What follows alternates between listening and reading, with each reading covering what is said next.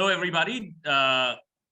Depending on where you're joining us from, good evening, good morning, and a very good afternoon. My name is Arpit Chaturvedi. I'm the Chief Executive Officer of Global Policy Insights and the co-chair of our recently established Quad Forum.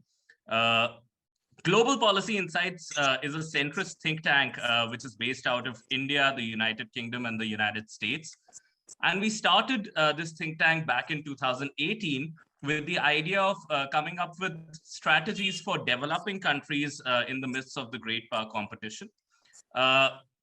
With the advent of China as a challenger in the global order and as a revisionist power, a move to set up the Quad Forum as part of the mandate of our think tank was only natural. And today, I'm proud to say that we are able to launch our first event for the Quad Forum. Quad is conceptualized, quadrilateral security grouping is conceptualized as a security grouping between India, Australia, Japan, and the United States for keeping the Indo-Pacific secure and to develop a rule-based and strengthen a rule-based order in this particular region.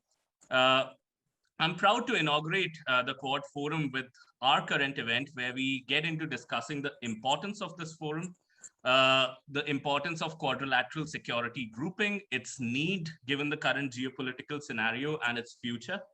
I'm immensely thankful to my co-chairs of the Quad Forum for making this a reality. Dr. Satoru Nagao, Ambassador Vishnu Prakash, Dr. Shashank Shukla, Ms. Shelley Brunswick, Mr. Jonathan Cummings, and Mr. Justin Hartley. The structure of our event today is as follows. You will start hearing from Professor Tomohiko Taniguchi. I will introduce him soon as he delivers the keynote address, after which we will deep dive into a question answer session between Professor Taniguchi and Ambassador Vishnu Prakash. After this, we will hear a short opening address from Ambassador Thomas Armbruster from the USA, followed by a panel discussion which is going to be led by Dr. Shashank Shukla, in which many experts from various Quad and Quad Plus countries will discuss the prospects, issues, and challenges related to the quadrilateral security grouping. And with this, it is my pleasure to introduce Professor Tomohiko Taniguchi and Ambassador Vishnu Prakash. Dr. Tomohiko Taniguchi is a professor at Keio University at the Graduate School of System Design and Management in Japan. He reads in international political economy and Japanese diplomacy. He was also the special advisor to Prime Minister Shinzo Abe. He was an advisor in his cabinet until Mr. Abe stepped down as the Prime Minister on the 16th September 2020. Between February 2013 and March 2014, he was the counselor at the Prime Minister's office. Professor Taniguchi has held professorships in Keio University and the Meiji University School of Global Japanese Studies. He holds an LLB from the University of Tokyo and a doctorate in national security from Takushoku University, where he authored and co-authored more than 10 books on international affairs. One of his latest books is Truth to be Told of Shinzo Abe. This is his own account of Abe's leadership.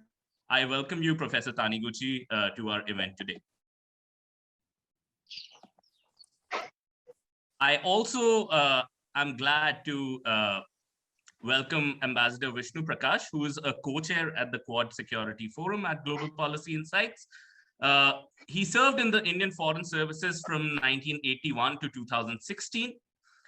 He served as India's High Commissioner to Canada, and before that as the Ambassador of India to South Korea.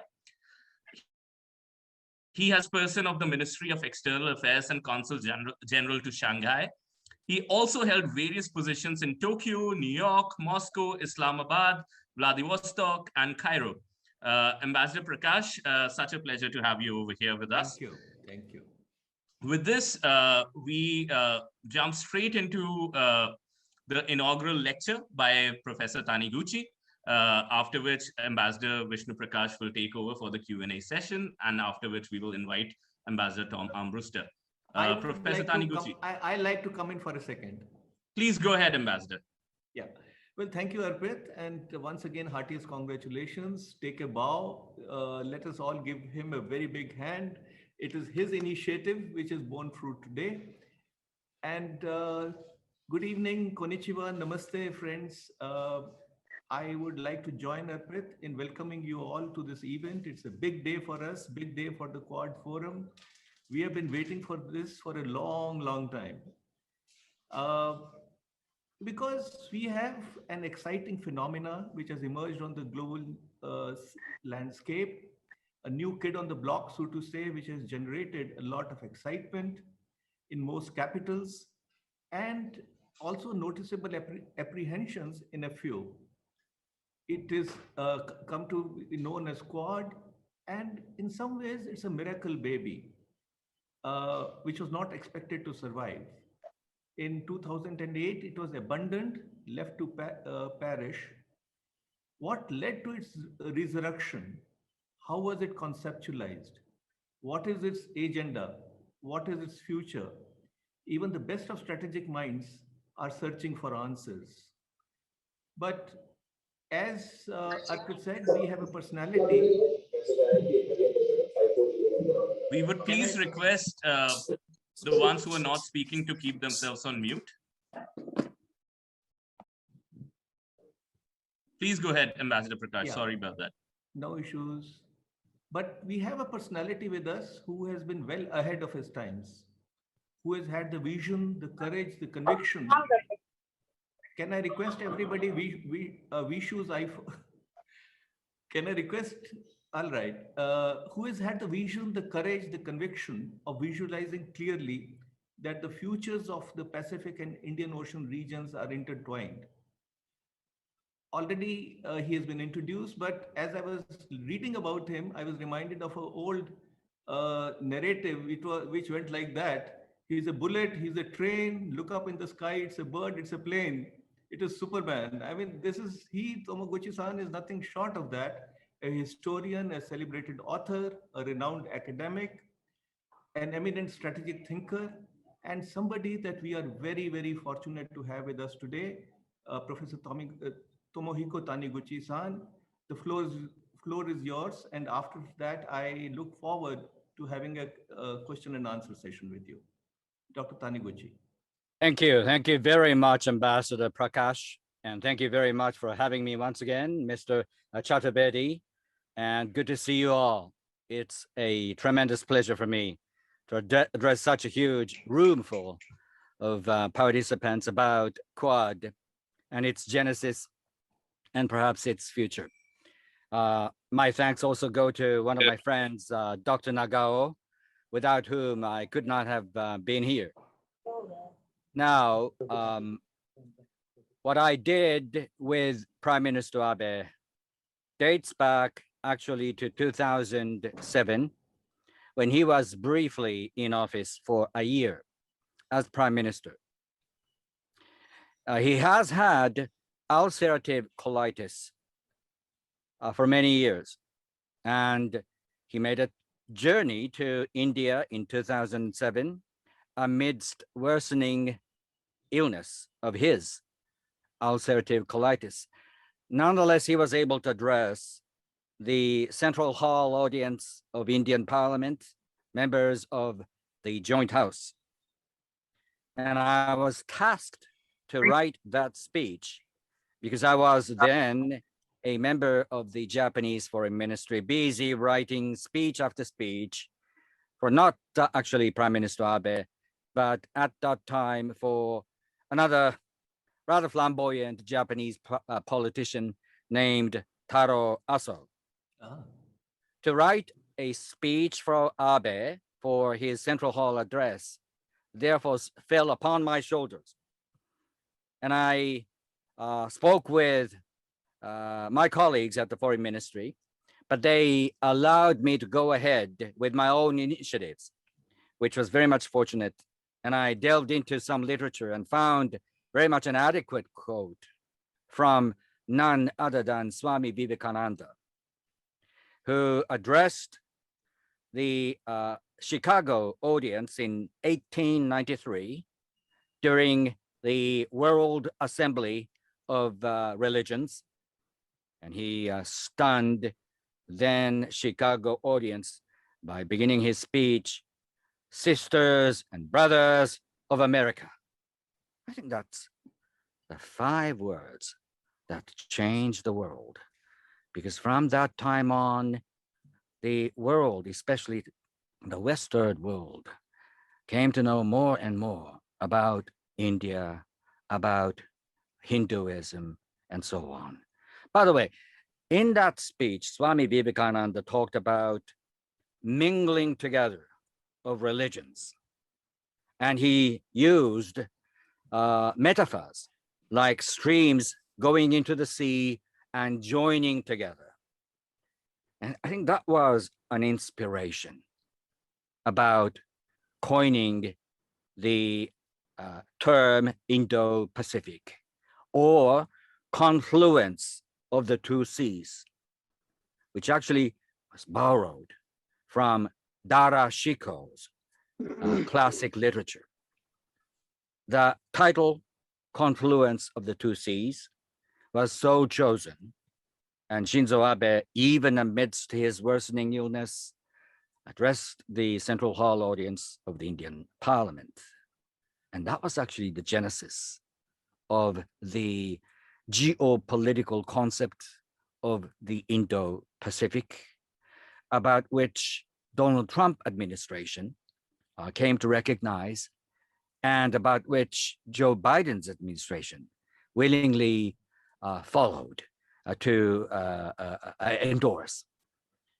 And then Shinzo Abe, with Manmohan Singh, spoke about launching a Quad-like gathering among India, Japan, the United States, and Australia.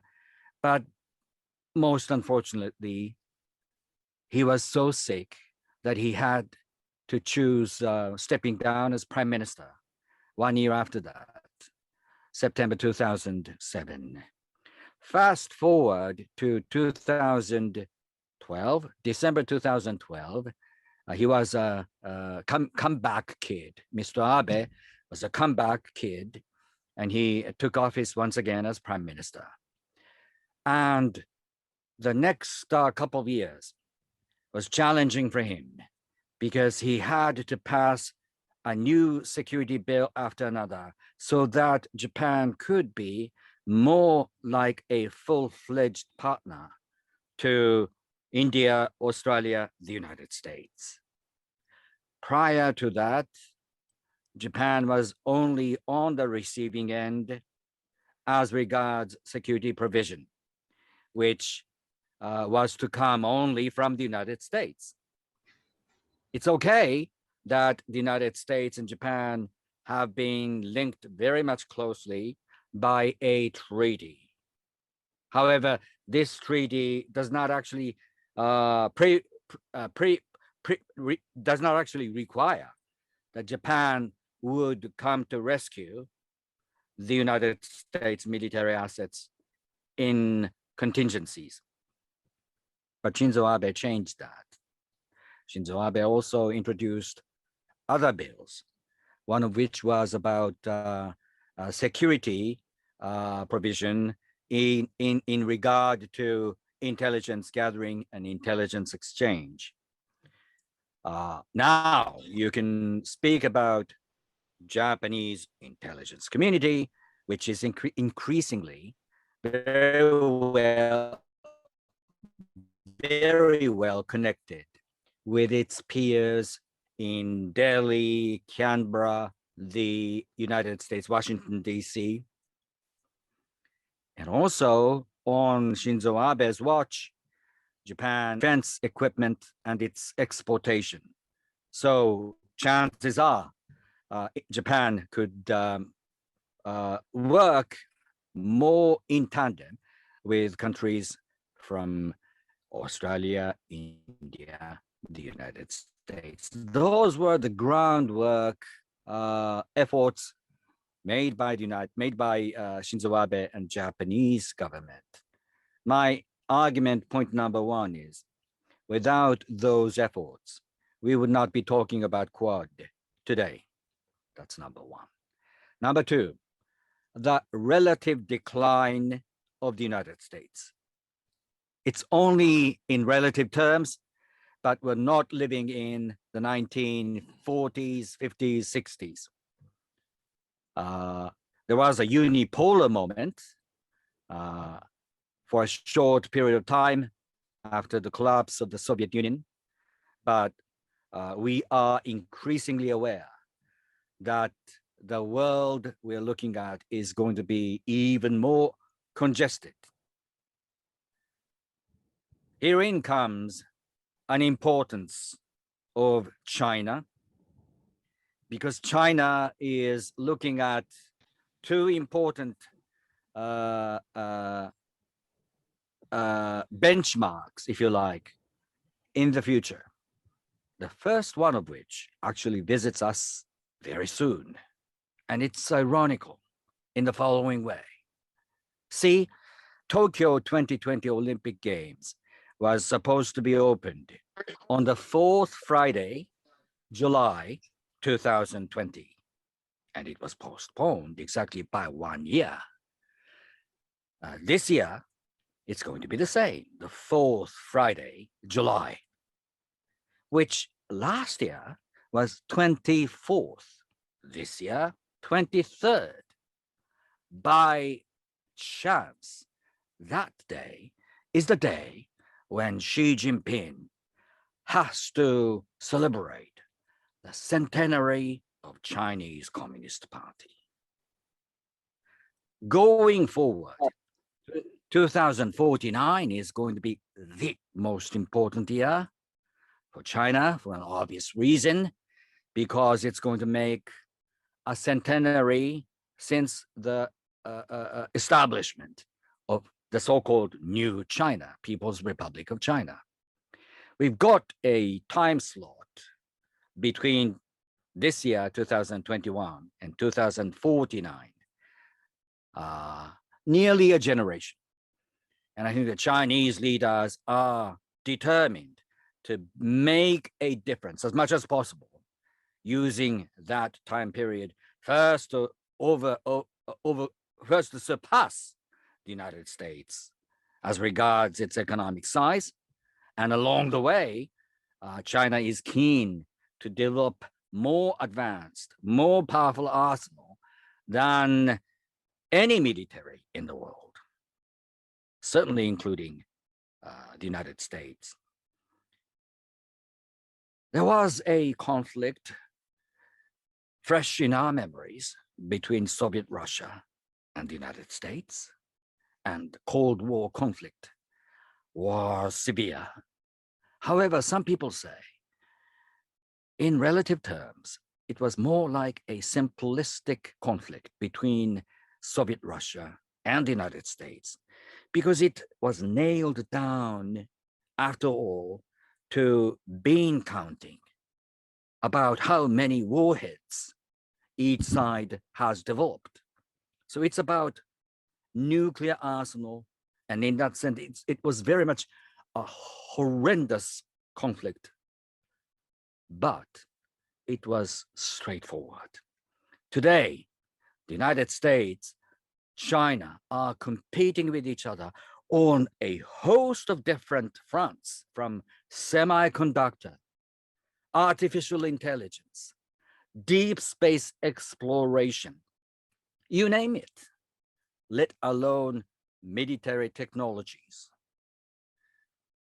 The United States has come to be aware, perhaps albeit belatedly, that alone by itself, they could make not much difference. So both the Trump administration and the Biden administration have chosen to focus more on the Indo-Pacific region. It is not a landscape, rather, it is a seascape. We're looking at a vast stretch of oceans. And as Shinzo Abe spoke about, 2007 to the central hall audience of the Indian Parliament. It is the confluence of the two oceans, the Indian and the Pacific. So my argument point 2 is that the United States has come to be aware that they should build more robust bridges between and among these 4 nations, the United States, Japan, India, and Australia. I should say, point number 3, it is, of course, the emergence of an assertive China. An assertive China is no longer a China. Deng Xiaoping famously argued that it should continue to be. Low profile China, it's gone. I think in 2001, when the United States brought itself closer to China for help after 9/11, when China came out of its cocoon and hosted the first time one of the multilateral gatherings at Shanghai for APEC, China put aside the low profile policy. And over time, the Indians and the Japanese are daily aware that an assertive China is very much a dangerous presence. That assertive China has actually brought all of us together. So that's my point number 3. Point number 4, it is about India. My observation is shallow. I'm not an India expert, so correct me if my perception is overstated or oversimplified. But looking at Japan, looking at India from afar, I have been under the impression that under Narendra Modi, India is much, much more comfortable with dealing with English-speaking members of the community, world community, Australia, the United States. I have been reminded by saying so that it's been only Narendra Modi who was like a rock star in Coventry Garden, Wembley Stadium, and New York's what was the center in which Narendra Modi addressed the huge audience where professional boxing matches take place and so on, Madison Square Garden. And he even went to Fiji and cheer up the Indian diasporas there. So he was everywhere, from the UK, Australia, Fiji, the United States. And then he's very much comfortable in dealing with those people. So India slightly has come out of its non-alignment mode. I am fully aware that your foreign minister for foreign affairs, Jaishankar, who is one of my intellectual heroes, to be honest, is still making an argument that India should stick to the non-alignment mode and should be cautious in bringing itself too close to countries such as Australia, Japan, and the United States. Again, correct me if I'm wrong. My interpretation is not so much deep. So the change that took place in India has been one of the catalysts to make Quad happen.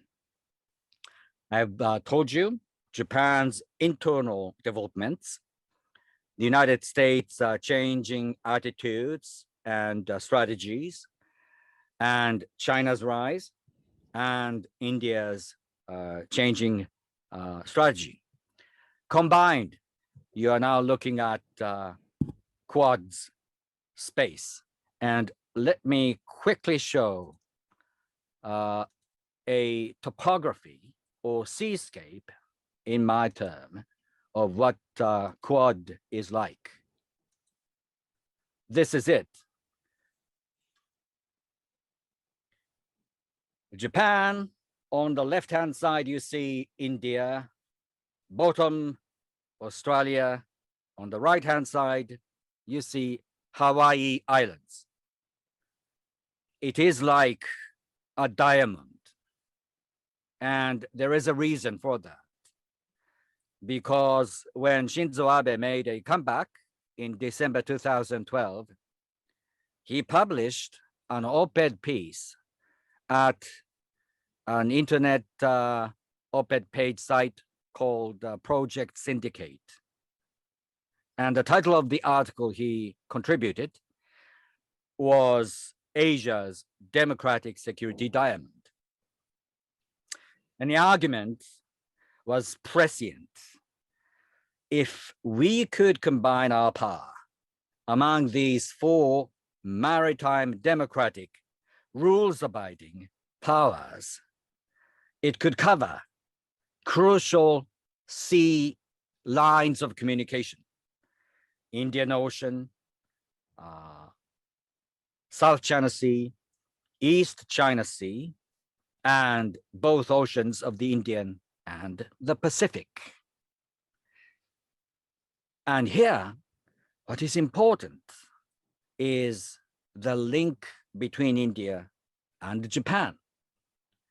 India and Japan are not bound as of yet by treaty relationship, whereas Japan and Australia both have been very firmly connected with the United States by respective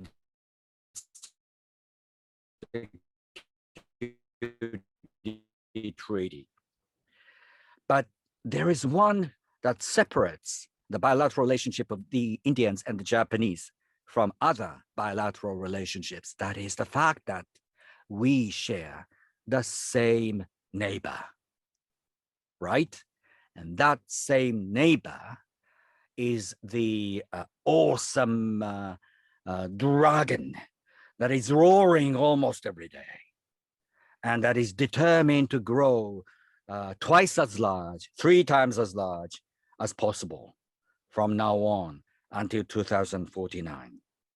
So India and Japan should develop a habit between and among leaders of our nations to think about whatever is necessary to think, from defense cooperation, obviously, joint development of high technology materials, to joint space program, if you like, exchanges of scientists.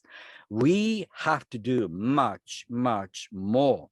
And in other words, you could say, sky is the only limit when it comes to the India-Japan relationship. But before closing my picture, please remind yourself that Quad is about seascape, and Indo-Pacific certainly is about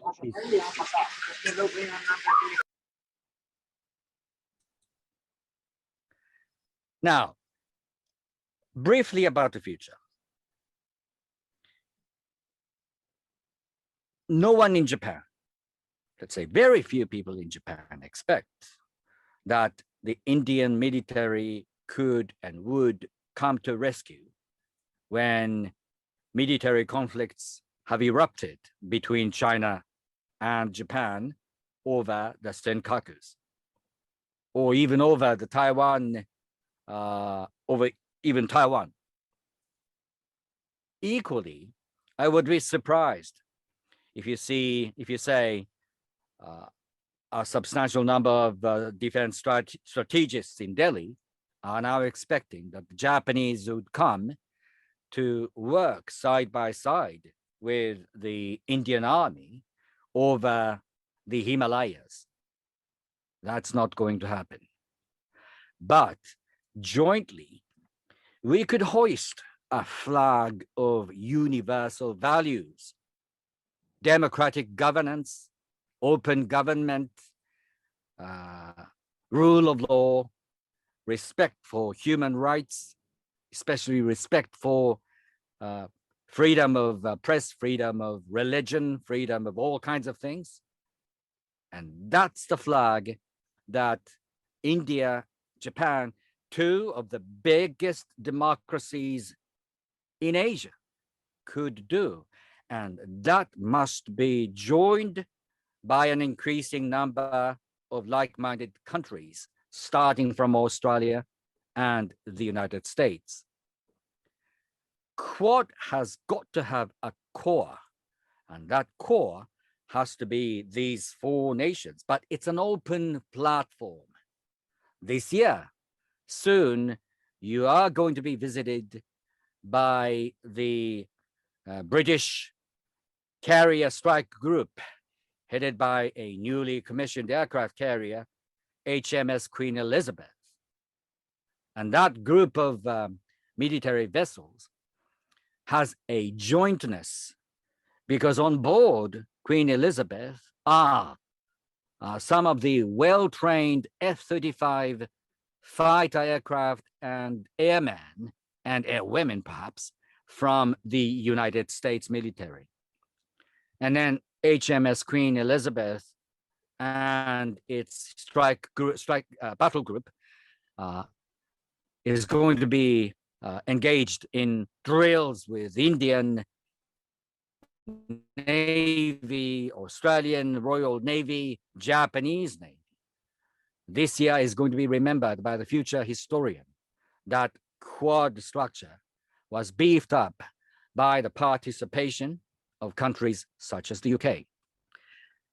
I should conclude my opening remarks by stressing that Quad is about the future, and we must beef up Quad by first building firmly a habit of speaking with each other on all sorts of things related, pertinent to strengthening our capacity mutually. And I hope Suga has been very much following the same course that his successor, Mr. Abe, laid out. And Australia is doing the same. And I found it very much fortunate that Joe Biden has not chosen to deviate from the path that Donald Trump laid out. So that's it for the moment. And I will be very much interested in lively discussions. Thank you. Thank you, Taniguchi-san. Let us all give him a very big hand. This was amazing stuff. I was listening to you not only with rapt attention, but literally on the edge of the seat. And I literally admire your incisive comments, your candor, the profound wisdom that you bring, and the thought-provoking comments that you made, which I'll momentarily refer to. Just one or two bits. When you mentioned about EM, Dr. Jaishankar, speaking in favor of NAM, I think both of us need to check again. I will do so myself because my impression is that he is a votary, a very strong votary of Quad. And he has been speaking out openly and strongly for Quad. So, but I need to recheck that. And your observation, let me kick off the discussions with your very pertinent observation about what Quad is expected to and not expected to do, because that is something that is foremost in the minds of many people in India. Now, as you said, if there is a situation in Sea of Japan or South China Sea, or Japan and Australia and US perhaps do not expect much from India, and vice versa. You have also noted that Quad is basically about maritime security.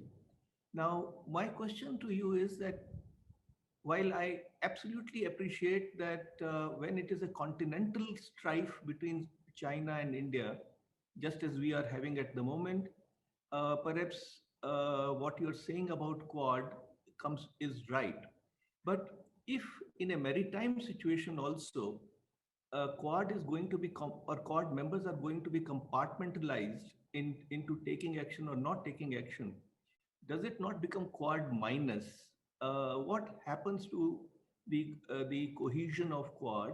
Granted that the abilities, capacities are different in different cases, but in what way, at a stretch, do you think that Quad members can assist each other in a situation of a maritime conflict? Being aware this is an on the record meeting and we've got one or two or even more members of the press, please do not carry an article under the headline Taniguchi criticized Jai Shankar. Please don't do anything like that. No, you did not. Sorry to interject. You did not criticize at all, Dr. Taniguchi.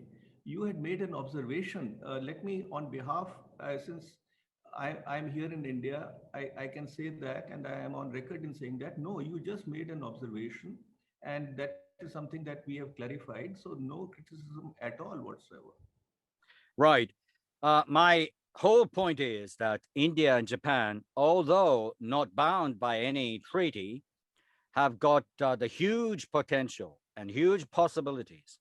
And India and Japan should work almost daily together, precisely because China-India conflict is overland and it's going to be even more severe than otherwise.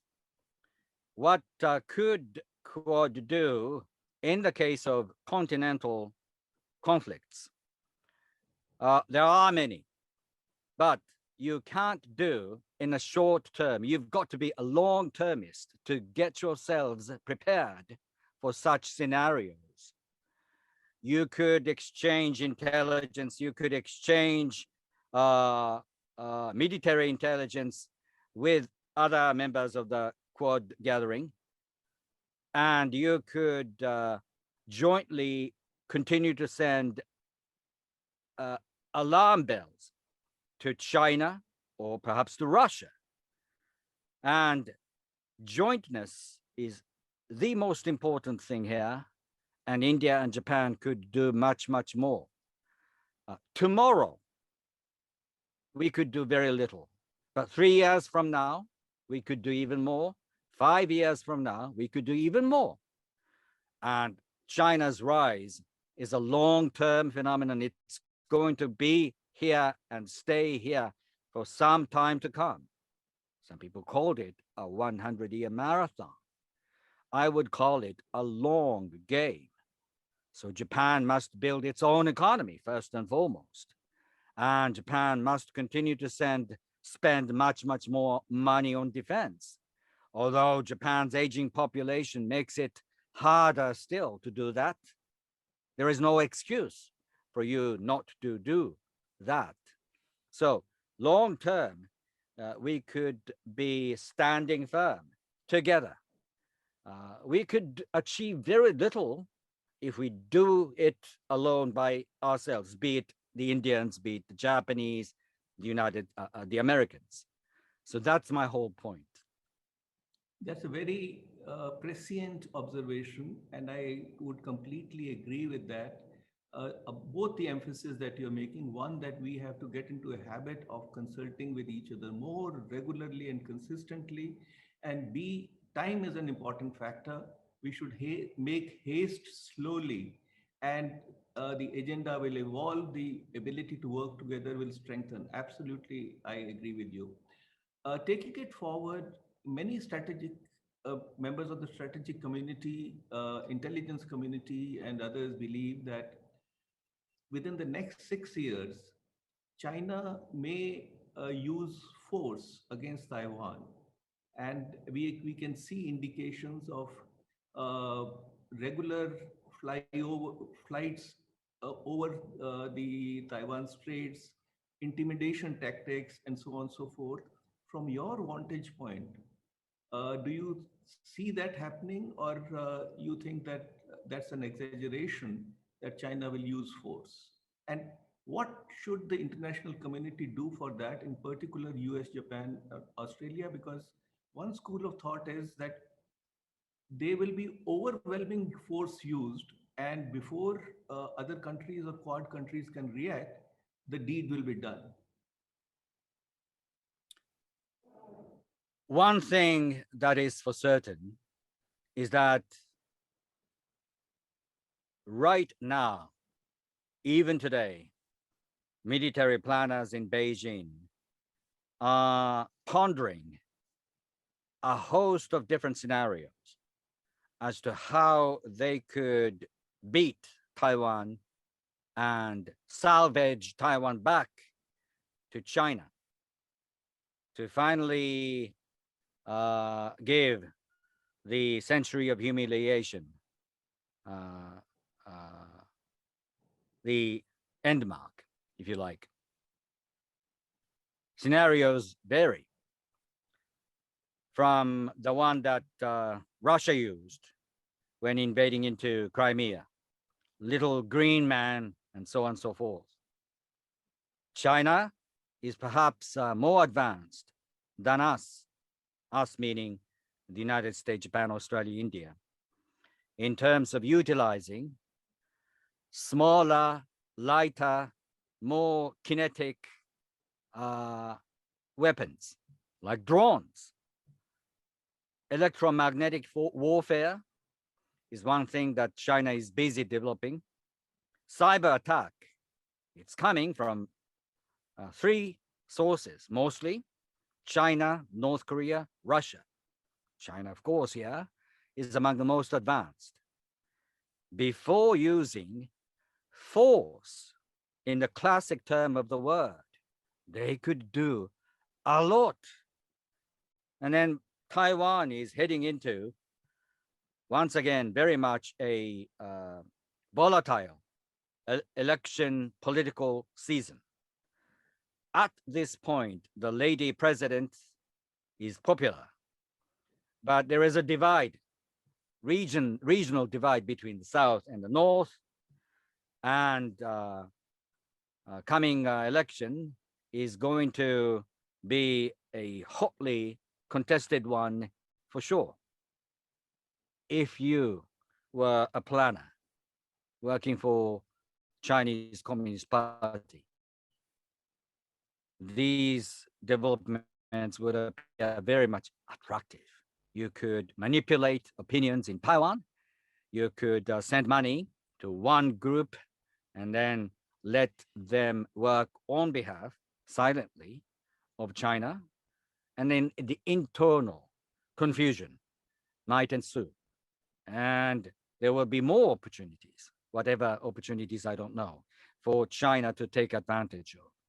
So speaking of force, there are all sorts of forces, not only military forces, but political influences, economic influences, and cyber challenges, and so on. So we've got to be prepared for all those scenarios. We must think out of the box in predicting what could happen in Taiwan and between Taiwan and China.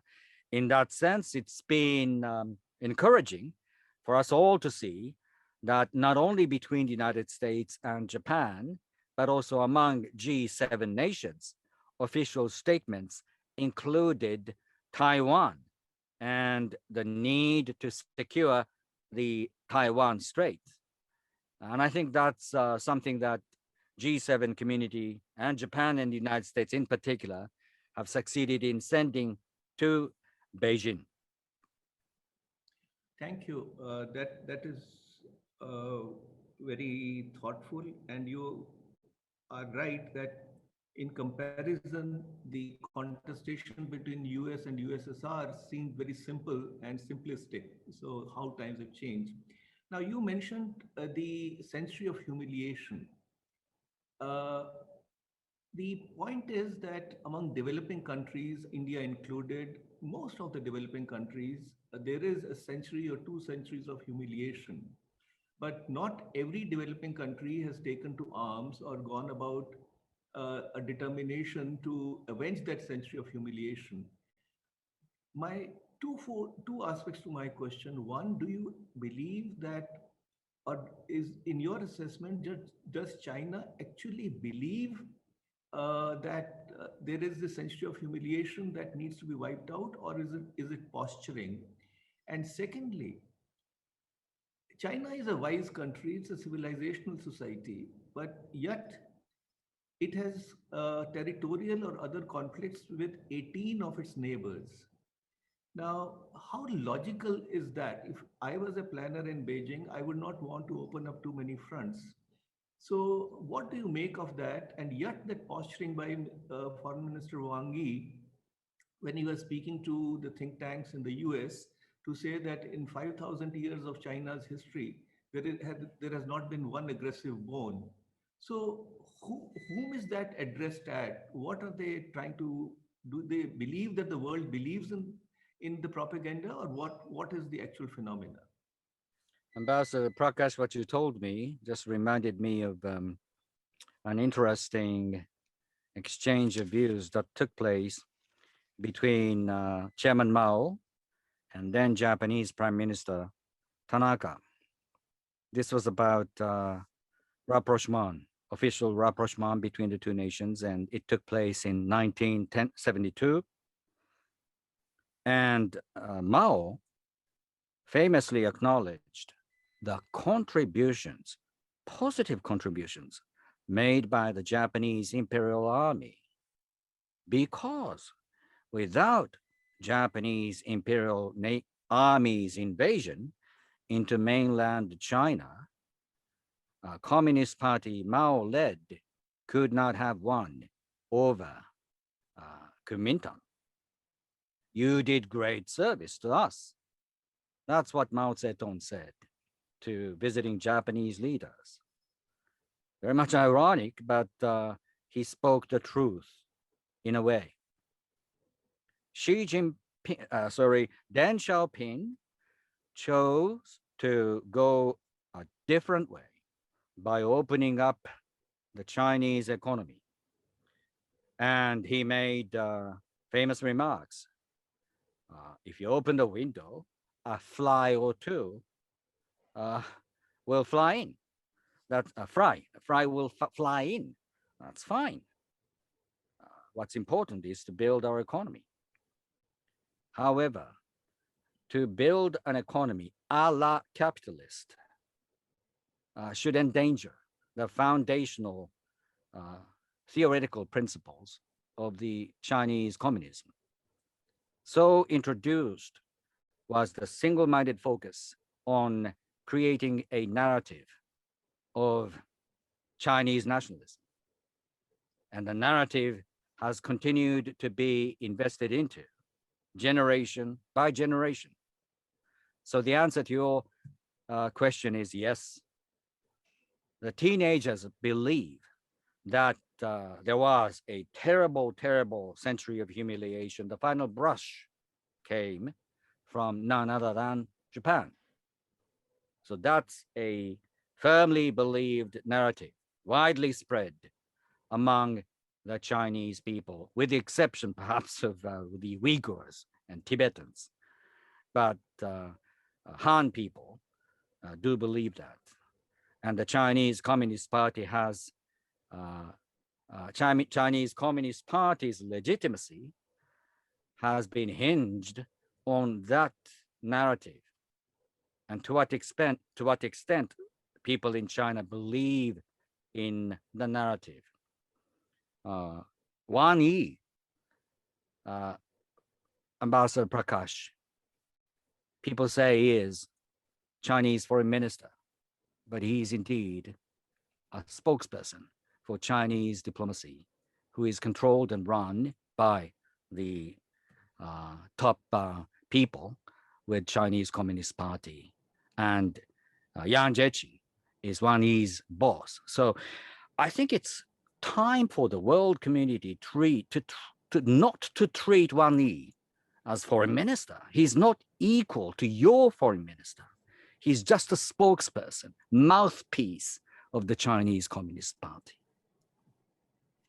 Thank you, Dr. Taniguchi. I would blame my good friend Arpit for giving us only 40 minutes. I think we should have had a whole 2 hours because I have lots of questions and the chat box is full of questions. But let me take the liberty with Arpit to pose one more question to you, and I will then restrain myself further and hope that we can continue this wonderful conversation another day. Uh, the fact of quad, that quad has not only come together, but the leaders conference has happened, that the second in-person leaders meeting is likely soon, uh, that quad is not walking but perhaps not galloping but cantering along.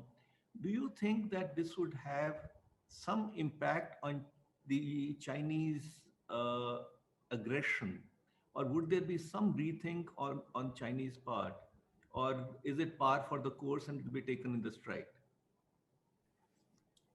I think so. I think so. The uh, warrior diplomats have become slightly more silent, and the COVID diplomacy, vaccine diplomacy, for some in China, have appeared to have ended in relative failure. It is true that China has failed to buy minds, hearts and souls, even among Polish people and Hungarians, where Sinopharm's vaccines were made available. So it's time, they may say to themselves, for them to actually step back a little bit and ponder what to be done next. But at the same time, there are overview, and this is the same with other nations, with another nation of North Korea. They are overview. Time is on their side. Whereas India, Australia, Japan, the United States all have something called election calendar. They have none. 4 years' time, Joe Biden will have gone. Japan's politics is volatile. Suga is on a steady path now, but who knows? Suga will be out in 2 or 3 years. Anything could happen. The same goes with Australia and India.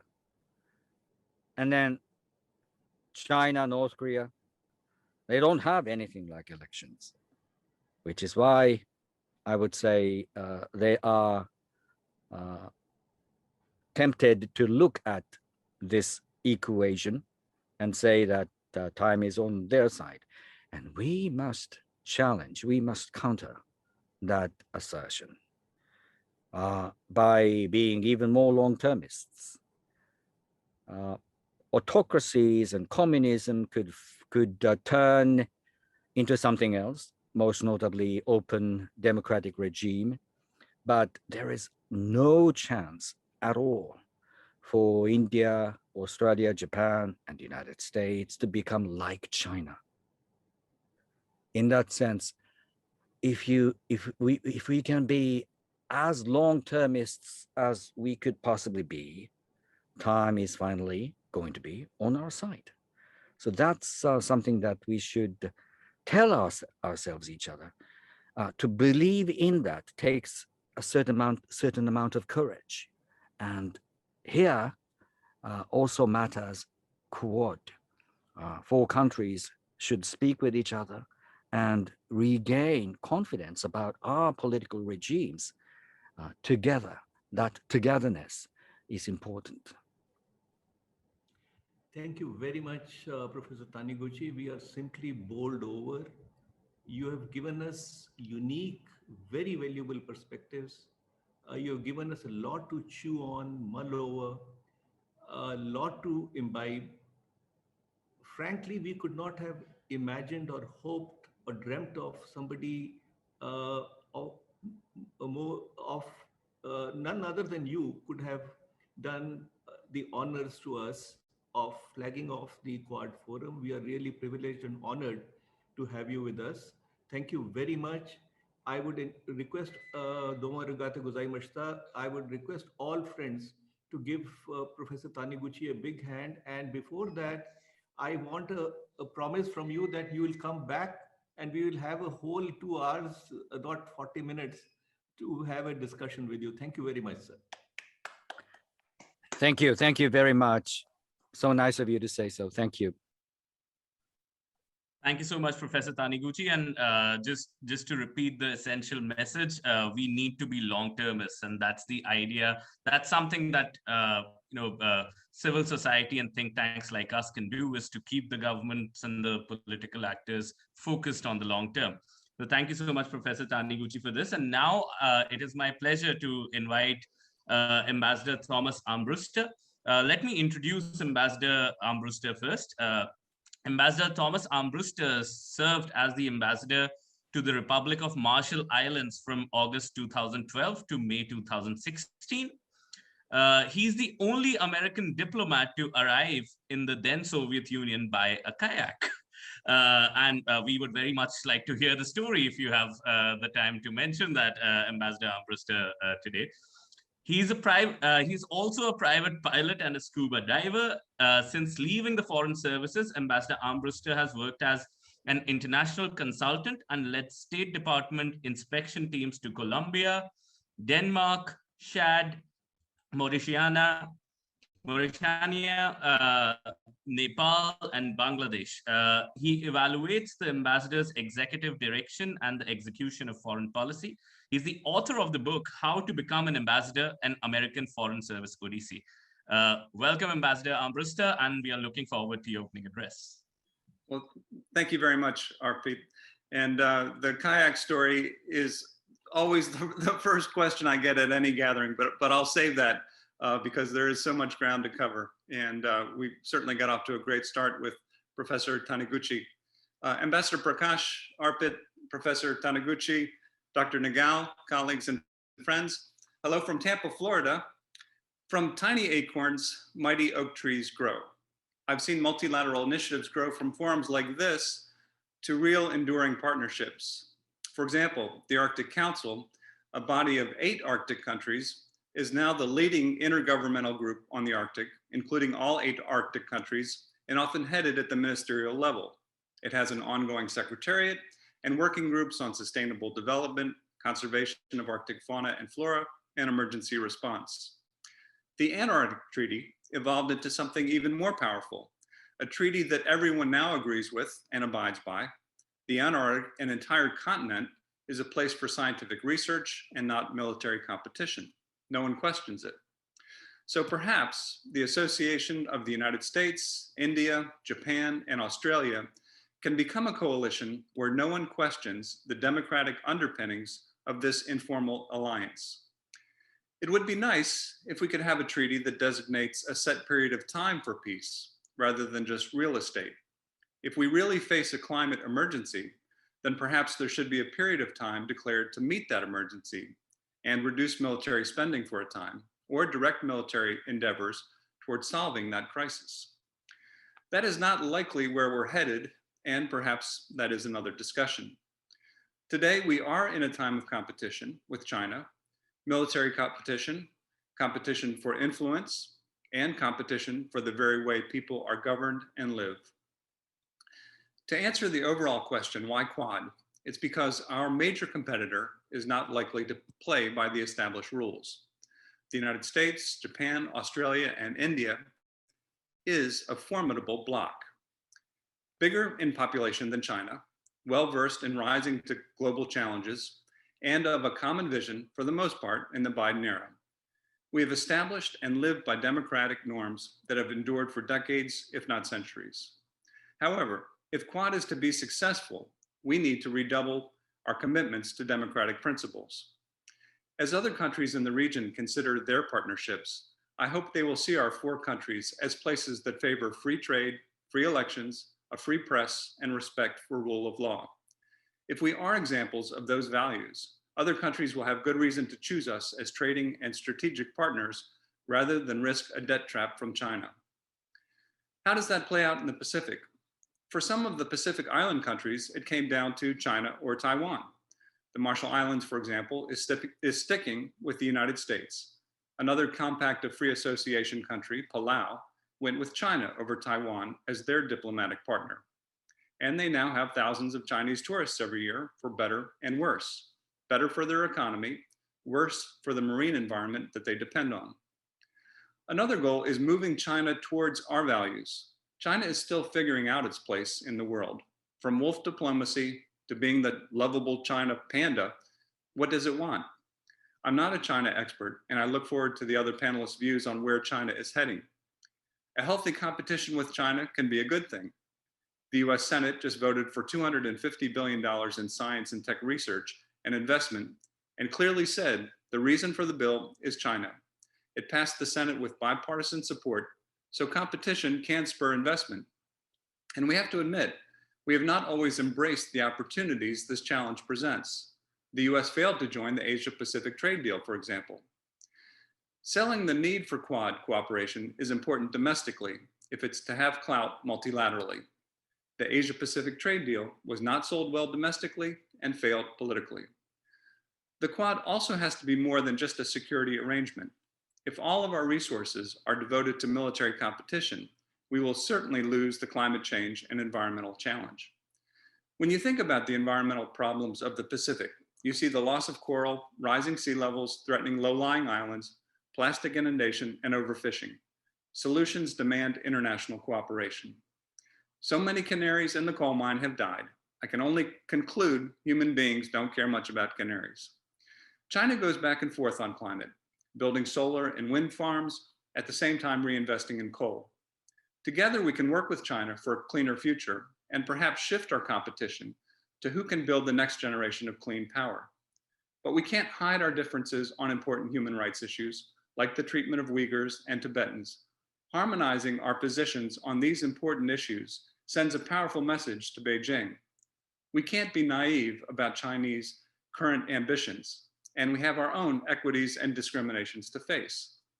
Capitalism can create tremendous opportunities, but also huge disparities in wealth. Are there ways to empower workers so that they are not tied to a minimum wage that is not a living wage, so that they can become real stakeholders in the businesses they work for through profit sharing and other incentives? I think we can. Quad also has to broaden its constituency from policymakers and think tanks to business leaders and cultural leaders. The Arctic Council has a working group on indigenous knowledge. We have to recognize that there are important voices outside of the foreign policy elite. Broad public diplomacy efforts reaching out to all groups is required to make Quad successful. All of this collateral cooperation will enhance security, and if the China threat recedes militarily, this cooperation will still enrich our own countries economically and culturally. Greater ties between our countries can only help in the event of a natural disaster as well. If military competition is in the cards, it is clear that the recent NATO summit, that China has NATO's attention. Many people have argued that NATO is antiquated and designed for the Soviet threat, not today's complex international landscape. I don't believe that. NATO is relevant, and NATO is another body that can help shape the rules of the road, as President Biden recently said to Vladimir Putin. One warning is that we not demonize China unfairly. In the US, we've seen anti-Asian hate crimes spike during the pandemic as people blame China and then, by association, anyone looking Asian. This is not acceptable. It is too easy in politics to make headway through hate and division, but it is the wrong approach and only leads to conflict and violence. China, like Russia, has an incredible history and talented people contributing to science and technology. Cooperation could benefit all of us. As I said, I'm interested to learn what the panel sees as China's most likely trajectory. Most of my career was spent in Russia, another country that has undergone great changes and has chosen a road that also forces the world to band together to counter bad behavior. Let's hope China and Russia see countries like Japan, the United States, India, and Australia as viable models for their own futures, even if they don't admit it. This will not be a fast process or an immediately successful one. China is not likely to say, well, they formed the Quad, that's it. Rather, China will attempt to divide and test us. Hopefully, we will do the right thing. Likely, we will take the approach that America took during World War II, prompting Winston Churchill to say, you can always count on America to do the right thing after they have tried everything else first. I want to congratulate the Global Policy Insights for creating and hosting this timely forum and planting a seed that I hope will grow and bear fruit for the prosperity and security of the Pacific. Thank you very much.